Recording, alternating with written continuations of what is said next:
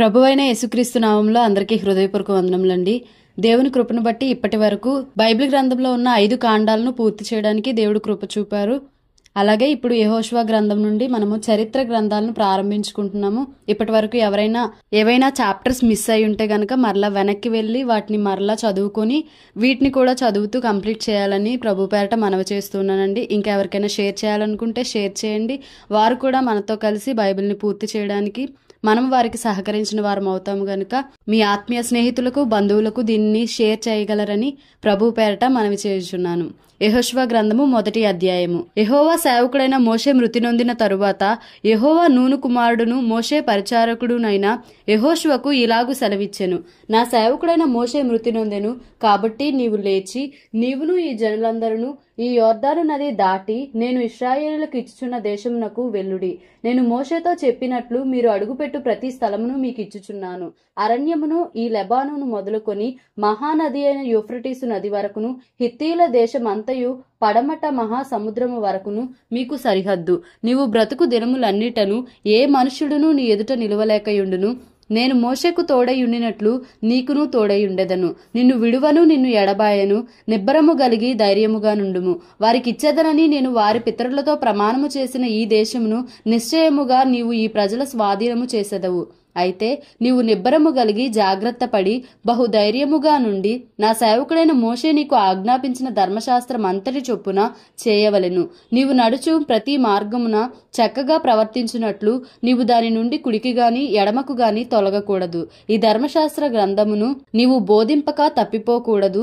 దానిలో వ్రాయబడిన వాటన్నిటి ప్రకారము చేయుటకు నీవు జాగ్రత్త పడునట్లు దివారాత్రము దాన్ని ధ్యానించిన ఎడల నీ మార్గమును వర్ధిల్లజేసుకొని చక్కగా ప్రవర్తించదవు.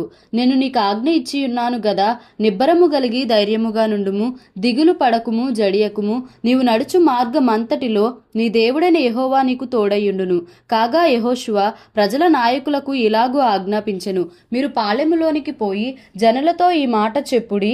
మీరు స్వాధీనపరచుకొనుటకు మీ దేవుడైన యెహోవా మీకు ఇచ్చుచున్న దేశమును స్వాధీనపరచుకొనబోవుటకై 3 దినములలోగా మీరు ఈ యొర్దానును దాటవలెను గనుక ఆహారమును సిద్ధపరచుకొనుడి. మరియు రూబేనీయులకును గాదీయులకును మనష్షే అర్ధగోత్రపు వారికిని యెహోషువ ఇలాగు ఆజ్ఞాపించెను.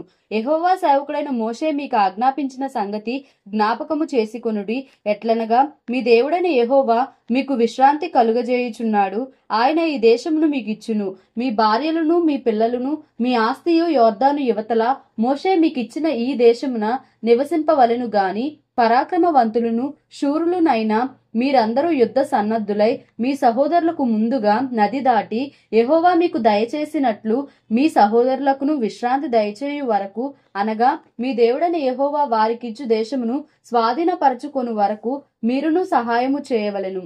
అప్పుడు తూర్పున యొర్దాను యువతల యెహోవా సేవకుడైన మోషే మీకిచ్చిన మీ స్వాస్థ్యమైన దేశమునకు మీరు తిరిగి వచ్చి దాని స్వాధీనపరచుకొందురు. అందుకు వారు, నీవు మాకు ఆజ్ఞాపించినదంతయు మేము చేసెదము. నీవు మమ్మల్ని ఎక్కడికి పంపుదువో అక్కడికి పోదుము. మోషే చెప్పిన ప్రతి మాట మేము వినినట్లు నీ మాట విందుము. నీ దేవుడైన యెహోవా మోషేకు తోడయుండినట్లు నీకును తోడయుండునుగాక. నీ మీద తిరుగబడి నీవు వారికి ఆజ్ఞాపించు ప్రతి విషయములో నీ మాట వినని వారందరూ మరణశిక్ష నొందుదురు. నీవు నిబ్బరము కలిగి ధైర్యము తెచ్చుకొనవలెనని యెహోషువకు ఉత్తరమిచ్చిరి. యెహోషువ గ్రంథము 2వ అధ్యాయము. నూను కుమారుడైన యెహోషువ వేగుల వారైన 2 మనుషులను పిలిపించి మీరు పోయి ఆ దేశమును ముఖ్యముగా యెరికోను చూడుడని వారితో చెప్పి షిత్తీము నొద్ద నుండి వారిని రహస్యముగా పంపెను. వారు వెళ్లి రాహాబను ఒక వేశ్య ఇంట చేరి అక్కడ దిగగా దేశమును వేగుచూచుటకు ఇశ్రాయేలు యొద్ద నుండి మనుషులు రాత్రివేళ ఇక్కడికి వచ్చిరని యెరికో రాజునకు వర్తమానము వచ్చెను. అతడు నీ యొద్దకు వచ్చి నీ ఇంట చేరిన ఆ మనుషులను వెలుపలికి తీసుకొని రమ్ము. వారు ఈ దేశం అంతటినీ వేగు చూచుటకై వచ్చిరని చెప్పుటకు రాహాబు నొద్దకు మనుషులను పంపగా ఆ స్త్రీ ఆ 2 మనుషులను తోడుకొని వారిని దాచిపెట్టి, మనుషులు నా యొద్దకు వచ్చిన మాట నిజమే. వారెక్కడ నుండి వచ్చిరో నేనెరుగను. చీకటి పడుచుండగా గవిని వేయబడు వేళను ఆ మనుషులు వెలుపలికి వెళ్ళిరి. వారెక్కడికి పోయిరో నేనెరుగను. మీరు వారిని శీఘ్రముగా తరిమితిరా, పట్టుకొందురు అని చెప్పి తన మిద్ది మీదికి ఆ 2 ఎక్కించి దాని మీద రాసి వేసి ఉన్న జనుప కట్టెలో వారిని దాచిపెట్టెను. ఆ మనుషులు యొర్దాను దాటు రేవుల మార్గముగా వారిని తరిమిరి. తరుమపోయిన మనుషులు బయలు వెళ్లిన తోడనే గవిని వేయబడెను. ఆ వేగుల వారు పండుకొనక మునుపు ఆమె వారున్న మిద్దె మీదికెక్కి వారితో ఇట్లనెను, యెహోవా ఈ దేశమును మీకిచ్చుచున్నాడనియు మీ వలన మాకు భయము పుట్టుననియు మీ భయము వలన ఈ దేశ నివాసులందరికీ ధైర్యము చెడుననియు నేనెరుగుదును. మీరు ఐగుప్తు దేశంలో నుండి వచ్చినప్పుడు మీ ఎదుట యెహోవా ఎర్ర సముద్రపు నీరును ఎలాగూ ఆరిపో చేసెనో యొర్దాను తీరమునున్న అమోరీయుల ఇద్దరు రాజులైన సీహోనుకును ఓగుకును మీరేమి చేసితిరో అనగా మీరు వారిని ఎలాగు నిర్మూలము చేసితిరో ఆ సంగతి మేము వింటిమి. మేము వినినప్పుడు మా గుండెలు కరిగిపోయెను. మీ దేవుడైన యెహోవా పైన ఆకాశమందును క్రింది భూమి అందును దేవుడే. మీ ఎదుట ఎట్టి మనుషులకైనను ధైర్యం ఏమాత్రము ఉండదు. నేను మీకు ఉపకారము చేసితిని గనుక మీరును నా తండ్రి ఇంటికి ఉపకారము చేసి నాకు నిజమైన ఆనవాలును ఇచ్చి నా తండ్రియు నా తల్లియు నా అన్నదమ్ములను నా అక్క చెల్లెండ్రును వారికి కలిగి ఉన్న వారందరూ చావకుండా బ్రతుకనిచ్చి రక్షించునట్లుగా దయచేసి యెహోవా తోడని ప్రమాణము చేయుడనెను. అందుకు ఆ మనుషులు ఆమెతో, నీవు మా సంగతి వెల్లడి చేయని ఎడల మీరు చావకుండునట్లు మీ ప్రాణములకు బదులుగా మా ప్రాణమిచ్చెదము. యెహోవా ఈ దేశమును మాకిచ్చునప్పుడు నిజముగా మేము నీకు ఉపకారము చేసేదమనిరి. ఆమె ఇల్లు పట్టణపు ప్రాకారము మీద నుండెను. ఆమె ప్రాకారము మీద నివసించున్నది గనుక త్రాడు వేసి కిటికీ ద్వారా వారిని దింపెను. ఆమె, మిమ్మును తరుమబోయిన వారు మీకెదురుగా వచ్చెదరేమో, మీరు కొండలకు వెళ్లి తరుమబోయిన వారు తిరిగి వచ్చు వరకు 3 దినములు అచ్చట దాగియుండుడి.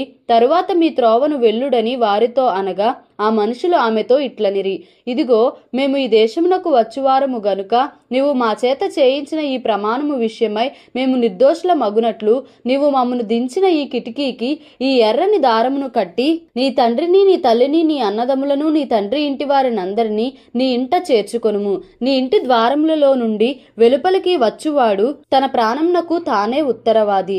మేము నిర్దోషుల మగుదుము.